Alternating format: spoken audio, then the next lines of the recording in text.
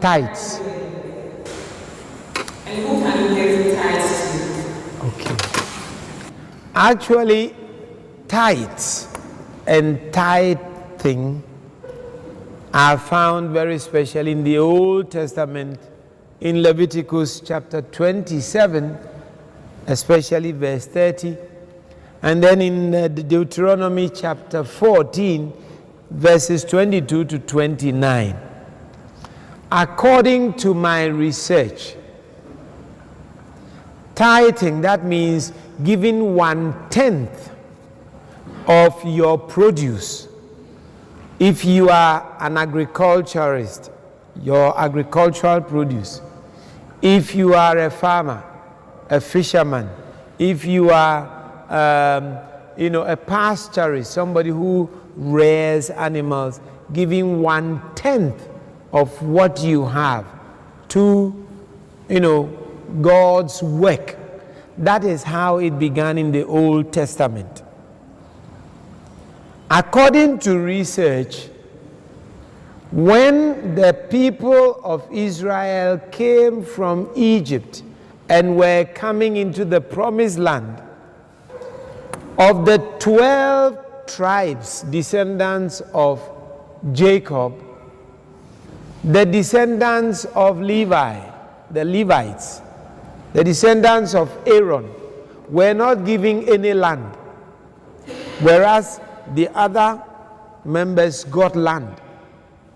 And so those who got land so that they can farm, those who got land so that they can keep animals, sheep and the rest, were obliged every harvest time to give 1/10 of what they have been able to harvest to the temple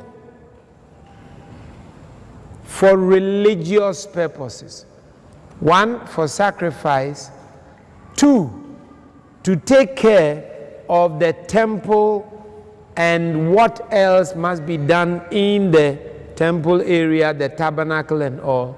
And to take care, 3, of the Levites, the priestly family members, because they also needed to be taken care of.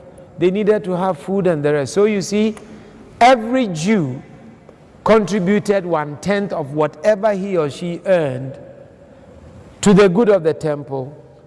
Part of it was given to the Levites, and then part of it was also used to take care of the poor people and the needy, the orphans and the widows. So with time, the 1/10 which was brought to the temple was also used to take care of the widows, the orphans, and the poor people. Now this is the concept of the Old Testament. In fact, if you read in the book of Deuteronomy, for instance, chapter 14, reading from verse 22 onwards, it says, each year you shall tithe all the produce that grows in the field you have sown. Then in place of which the Lord your God chooses as a dwelling place of his name, you shall eat in his presence your tithe of grain, wine, as well as the firstlings of your head flock, that you may learn and always fear the Lord your God. In the case of Leviticus chapter 27, verse 30, it says, for the earth and all its produce are the Lord's. So it was an offering that the people were to give back to the Lord in gratitude for his blessings, in gratitude for what they have received. That is the Old Testament concept of the tithe.